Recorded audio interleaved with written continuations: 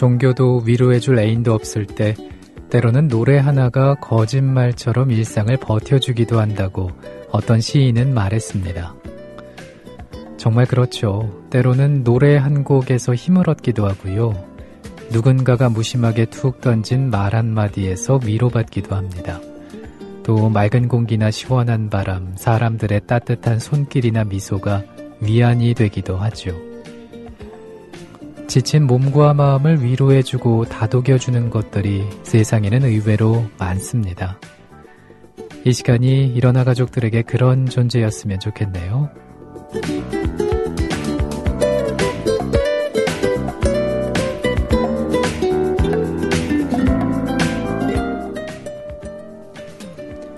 (10월 18일) 금요일에 일어나 시작합니다. 안녕하세요. 아나운서 정승조입니다.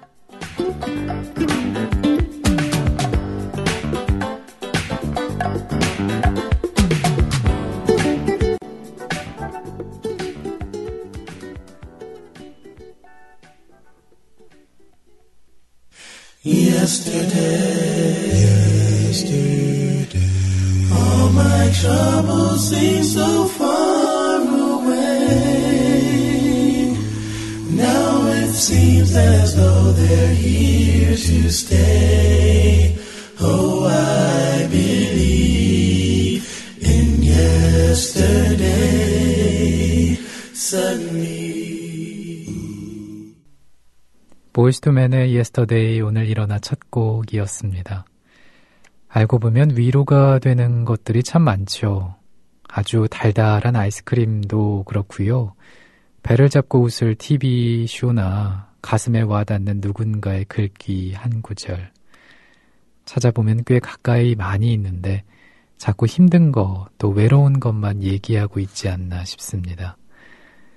지금 이 시간에는 일어나만큼 좋은 게 없겠죠. 그런 생각 해보셨으면 좋겠어요.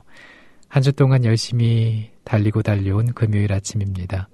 오늘도 편안한 시간, 또 좋은 음악들로 한 시간 동안 꾸며드리겠습니다. 오늘날 기술을 촉발한 많은 발명들은 19세기 후반과 20세기 초반에 출현했지요. 강철과 인공염료, 전기, 전화, 자동차. 이런 변화는 2차 산업혁명으로 불립니다. 에디슨은 2차 산업혁명의 주역 가운데 한 사람으로, 발명왕으로 유명하지요. 역사 속 오늘을 알아보고 있습니다. 일어나 오늘의 주인공 에디슨 만나보시죠.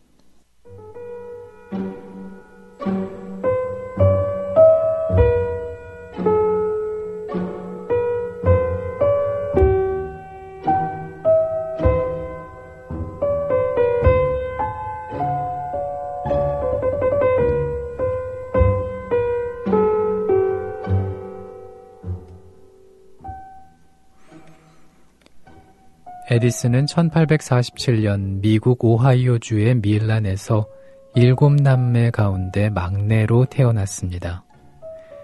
아버지는 목수였고요. 어머니는 교사였습니다. 어린 시절에 에디슨은 상상력이 매우 풍부하고 기발한 호기심을 가졌던 아이로 전해집니다. 달걀을 품어 병아리를 만들려고 했다는 일화 외에도 숱한 얘기가 있는데요. 한 번은 에디슨이 곡물 창고에 들어가 그 구조를 유심히 관찰하던 중에 스위치를 잘못 눌러서 곡물에 깔려 죽을 뻔했다고 합니다.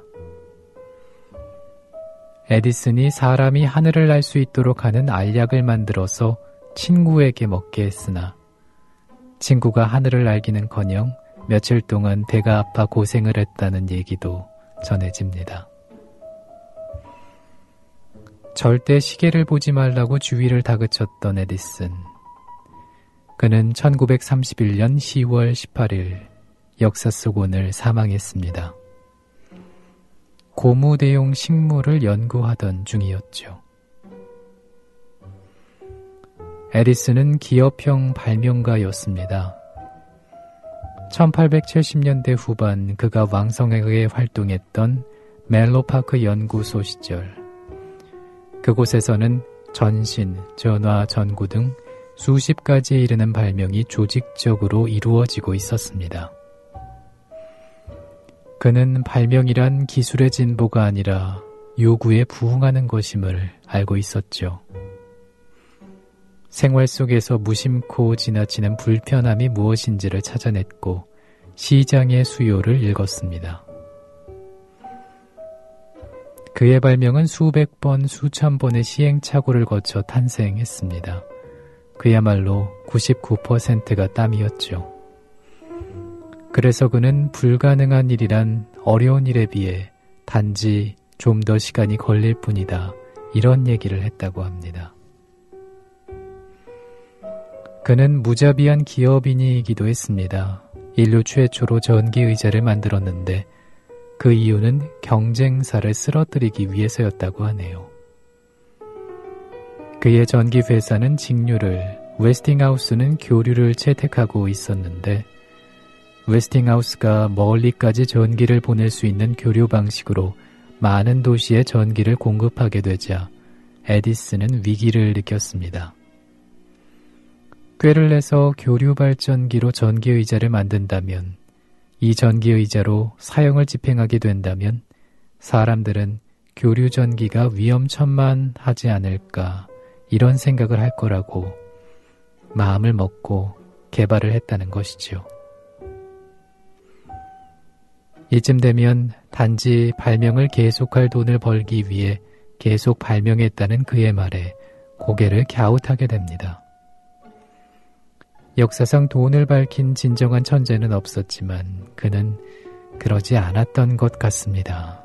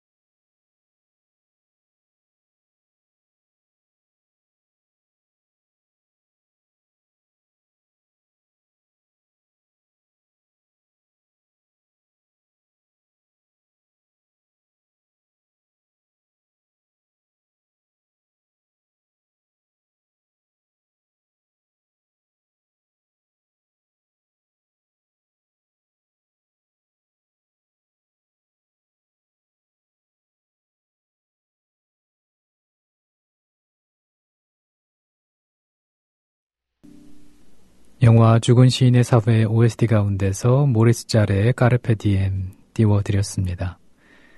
에디슨의 대표적인 발명품인 백열등, 축음기, 영화 등은 20세기 과학기술 문명의 시대를 열어주는 역할을 담당했죠. 에디슨 하면 달걀을 품었던 호기심이 많던 소년, 수습공에서 대기업 사장으로 자수성가한 사람.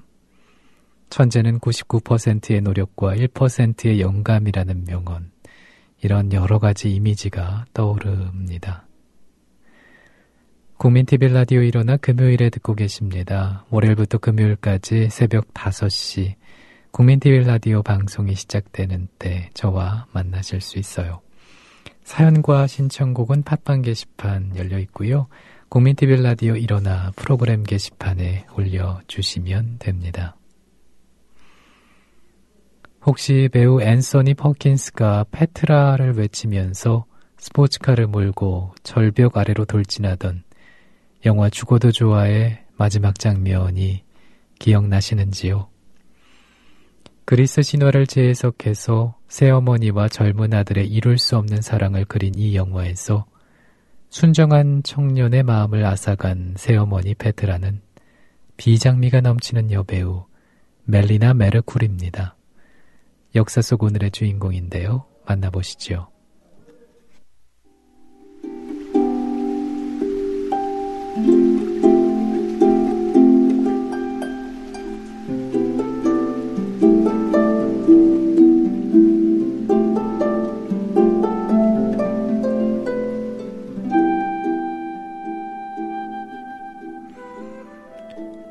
당대를 대표하는 여배우였을 뿐 아니라 정치가로도 유명한 메르쿠리는 1920년 10월 18일 역사 속 오늘 그리스 아테네에서 태어났습니다. 1955년 영화 스텔라를 통해 데뷔한 뒤 남편인 줄 스타신 감독이 만든 일요일은 참으세요, 죽어도 좋아 등의 영화로 국제적인 명성을 얻었죠. 주목받는 걸 좋아했던 메르쿠리에게는 배우뿐 아니라 정치인의 피도 끓고 있었습니다. 할아버지는 아테네 시장이었고요. 아버지도 정치인이었던 가게답게 메르쿠리 역시 정치 활동을 하다가 1967년 쿠데타로 정권을 장악한 군사 정권에게 국적과 재산을 몰수당하고 추방됩니다. 국적을 빼앗겼을 때 그가 한 말은 유명합니다. 나는 그리스인으로 태어났고 그리스인으로 죽을 것이다. 프랑스 파리에서 망명 생활을 하면서도 그리스 민간정부 수립운동을 벌였던 메르쿠리는 1974년 군사정권이 무너지자 고국에 돌아와 1977년 고향인 아테네 빈민지역에서 국회의원에 당선되면서 정계에 입문합니다. 메르쿠리의 제2의 전성기는 1981년에 들어선 사회주의 정권에서 문화장관에 임명되면서부터입니다. 미국의 문화제국주의에 대항해 유럽의 문화수도 아이디어를 내서 1986년 아테네가 유럽연합에 의해서 첫 번째 유럽 문화수도로 지정되도록 하는 데 기여했죠. 대형 박물관에 보관되어 있는 그리스 유물 엘진 마블의 반환운동을 대대적으로 펼쳐서 국제적 관심을 환기시키기도 했습니다. 담배를 즐겨 피우던 메르쿠리는 1994년 미국에서 폐암 치료를 받다가 숨졌습니다. 누구보다 강인해 보인 그였지만은 투병 생활을 할 때조차 두려워한 일은 사랑을 받지 못하는 것이었다고 전해지고 있습니다.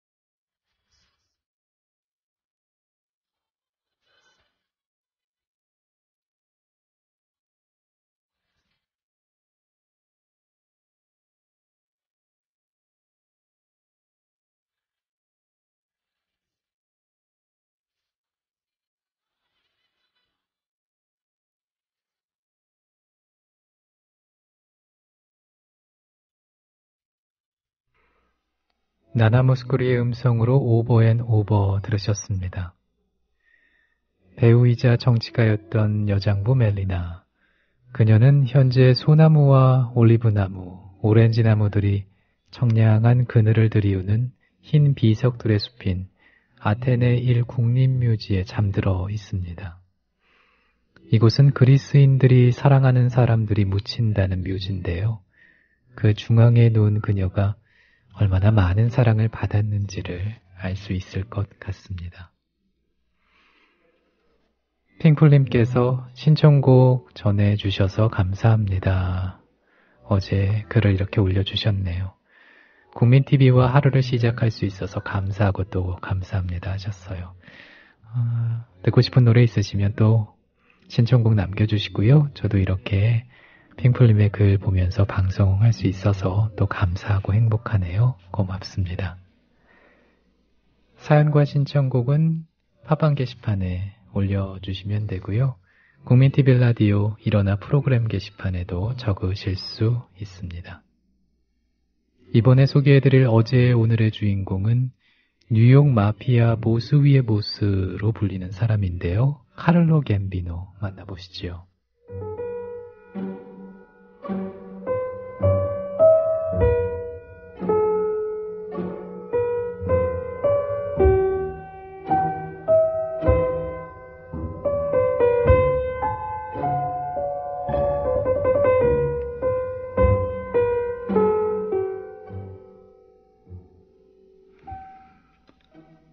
1976년 10월 18일 미국 뉴욕 브루클린의 한 교회.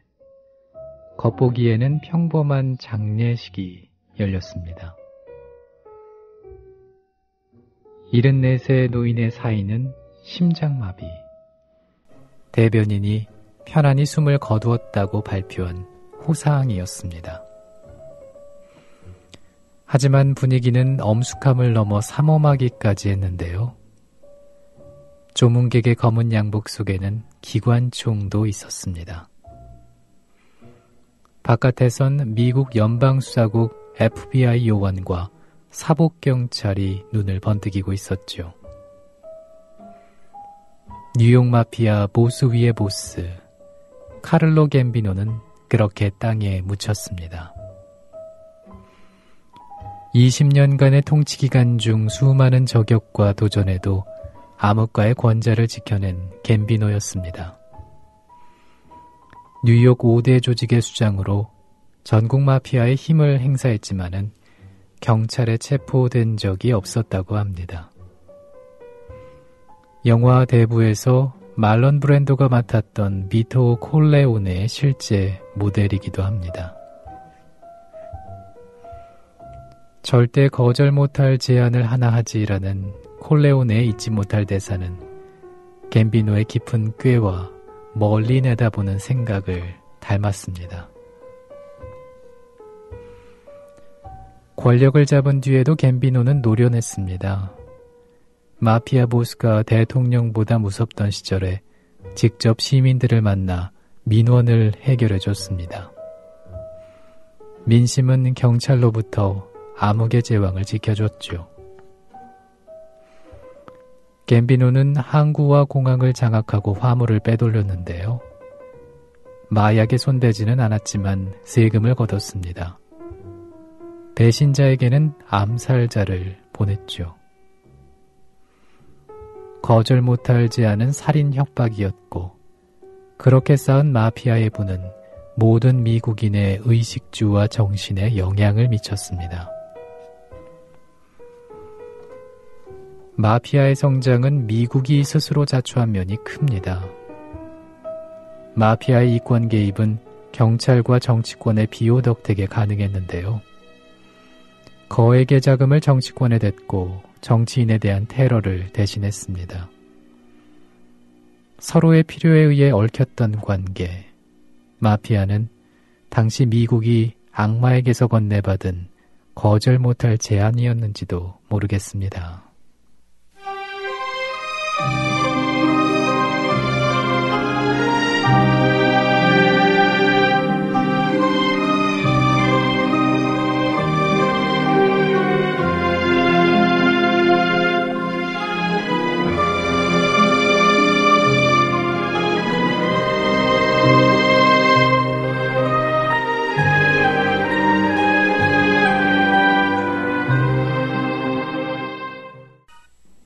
대부의 메인 테마곡 들어봤습니다.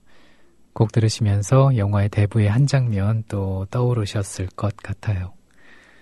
앞서 말씀을 드렸지만 카를로 갬비노는 영화 대부의 실제 모델이었습니다.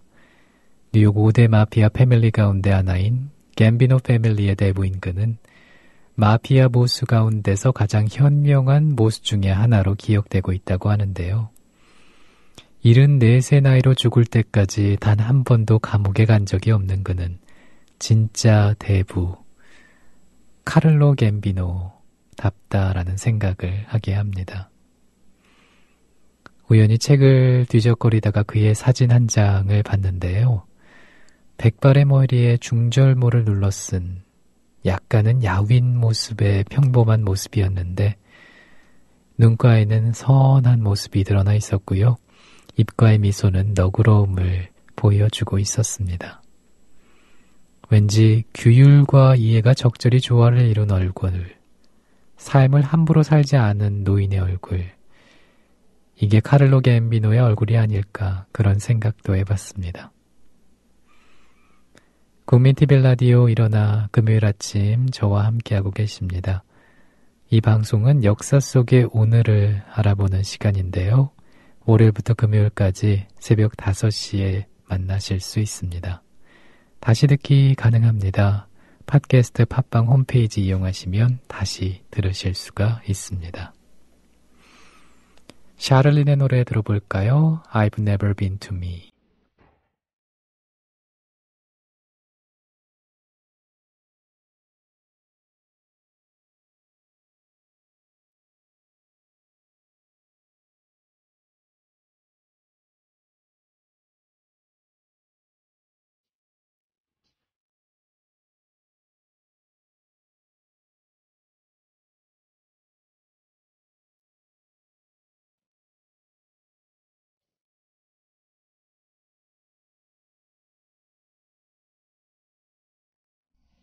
샤를린의 I've never been to me 들으셨고요. 또 방금 들으신 곡은 루 리드의 Perfect Day 두 곡이었습니다.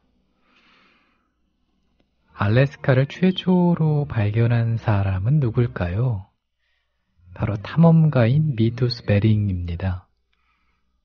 1741년 러시아 표도르 대제의 명을 받고 동쪽으로 떠났던 미투스 베링은 그의 탐험대와 함께 그의 여름 알래스카 남동부 해안에 서구인 최초로 발을 디딥니다. 역사 속 오늘 미국이 소련에게서 알래스카를 구입한 날인데요. 만나보시죠.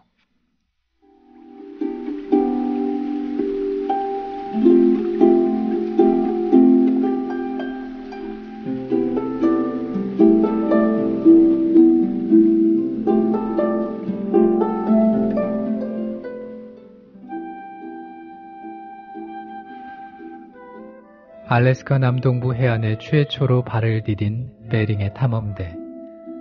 하지만 베링을 포함한 대원 대부분이 귀국길에 괴열병으로 쓰러져서 사망합니다. 남은 대원들은 빈 배에 알래스카에서 잡은 해달 모피 800장을 싣고 돌아오죠. 이 해달 모피가 모피러쉬를 불렀습니다. 고급 모피에 목말랐던 러시아와 유럽의 모피 상인들이 알래스카로 향한 것이죠. 채 100년도 못된 1820년대, 해달은 이미 멸종 위기에 처했습니다. 베링 탐험대 생물학자인 게오르그 스텔라가 발견해서 이름이 붙은 스텔라 바다소는 이보다 앞선 1768년의 자취를 감췄죠. 움직임이 느리고 순해서 선원과 상인의 손쉬운 식량감이었습니다. 러시아령 알래스카의 주도 시타의 털을 잡고 살아온 틀링킷 인디언도 사라졌는데요. 러시아와의 전투에서 패배해서 학살됐거나 내륙으로 숨어 들어갔기 때문입니다. 러시아가 알래스카를 팔기로 결심한 것은 1860년대 전후입니다. 감나가는 해달이 사라진 데다 오랜 전쟁을 치르며 재정도 공공해졌죠. 1867년 초 러시아 대표 에두아드 스토클은 미국 상원의장 윌리엄 시워드와 접촉을 합니다. 거래는 어렵지 않게 성사가 됐는데요. 미국의 태평양 지배는 신의 뜻이라는 스토클의 설득이 주요했죠. 알래스카는 720만 달러, 제곱킬로미터당 4.74달러에 팔렸습니다. 같은 해 10월 18일 역사 속 오늘, 시카 주정부 사무실에 펄럭이던 러시아 깃발이 내려가고 미국 깃발이 걸렸습니다. 털 달린 동물밖에 없는 땅, 시워드의 아이스박스라며 불필요한 땅으로 여겨졌던 알래스카는 1890년대 말 북부에서 금이 발견되며 일약 황금의 땅으로 떠올랐고요. 1968년에는 검은 금이죠.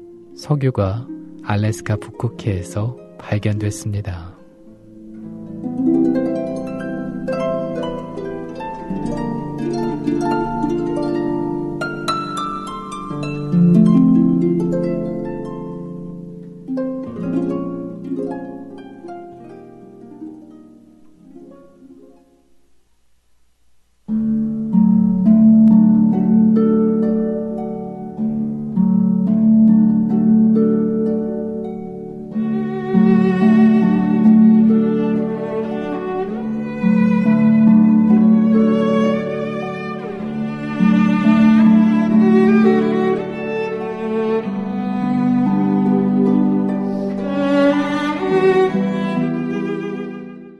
마슨의 타이스 명상곡 전해드렸고요. 이어서 애냐의 목소리로 Book of Days 두 곡 들으셨습니다. 국민TV 라디오 일어나 금요일에 함께 하고 계십니다. 새벽 5시부터 6시까지 1시간 동안 우리 일어나 가족들과 만나보고 있고요. 이 시간은 역사 속 오늘을 통해서 지난 날을 되새겨보고 있습니다. 사연과 신청곡 팟빵 게시판 그리고 국민TV 라디오 일어나 프로그램 게시판에 남겨주시면 됩니다. 오달고전님, 제주에서 오셨군요. 다시 일상으로 복귀해서 출근 중입니다 하셨어요. 오늘도 잘 마무리하셨겠죠? 어딘가 떠나서 이렇게 다시 돌아오게 됐을 때, 다시 또 일상으로 복귀하게 될 때, 그 생활에 익숙해지는데 좀 시간이 걸리지 않나요? 저는 그렇던데, 그래도 오늘 금요일이니까 참 다행이다라는 생각이 드네요. 주말에는 또 쉴 수 있을 테니까 말이죠. 금요일 하루 잘 시작하시고 마무리도 잘 하시기 바랍니다. 인천 달봉이님께서 출근길 춥다 입김이 보이네요. 오늘도 파이팅 하셨어요. 맞아요. 요즘 출근길이 너무 쌀쌀합니다. 입김이 보인다는 얘기도 많이 들었고요. 건강관리 잘 하시고요. 감기 걸리지 않게 조심하셔야 합니다. 주말에는 좀 다시 예년 기온을 회복한다고 하니까 기다려보죠. 예원 서연맘님께서도 글 남겨주셨네요. 하루 중 행복한 시간입니다. 알람을 5시에 맞춰놓고 일어나를 들으면서 1시간 누워있다가 6시에 일어나서 움직여요. 마음 편안히 듣는 시간인데 하루 중 가장 편한 시간입니다. 감사해요 하셨는데 일어나를 또 이렇게 듣고 계셨군요. 저는 뭔가를 바쁘게 준비하면서 아침을 준비하시거나 또 어떤 출근 준비를 하시거나 혹은 집안일 하시면서 방송 듣는 게 아닌가라는 생각을 했었는데 이것도 괜찮은 방법이네요. 5시에 일어나서 편안하게 방송 들으시고 6시에 또 움직이신다고. 아무튼 감사합니다. 일어나 애청해 주셔서요. 듣고 싶은 노래 있으시면 또 보내주세요. 선곡에 반영을 하겠습니다. 그리고 금요일 하루도 잘 보내시고요. 앞서 주말을 앞두고 있다고 말씀을 드렸지만 저는 이 시간이 제일 행복합니다. 일어나 방송할 수 있는 이 시간 말이지요. 왠지 제 것 같다라는 생각을 많이 하거든요. 그래서 어떻게 하면 조금 더 나은 방송을 할 수 있을까, 또 편안하게 방송을 할 수 있을까라는 생각을 많이 하는데 그 마음을 일정하게 유지하는 게 쉽지가 않더라고요. 마음을 비우는 게 제일 좋은 방법인 것 같아요. 그래야 편안하게 나오니까요. 근데 모든 일을 함에 있어서도 이런 방법이 참 좋더라고요. 잘해야지 욕심을 내다가는 오히려 더 일이 수포로 돌아가거나 일을 망치는 일이 많습니다. 우리 국민TV 라디오 일어나 가족들도요, 어떤 일을 계획하고 계시거나 무언가를 잘 해야 될 때가 있을 때 잘해야겠다라는 마음보다는 조금 비워보시죠. 생각보다 잘 마무리하실 수 있을 겁니다. 마지막 곡은 마이클 호페의 노래 준비했어요. Waiting for You 들으시면서 인사를 드리겠습니다. 다음 주 월요일 새벽 5시에 또 뵙죠. 함께해 주신 여러분 고맙습니다.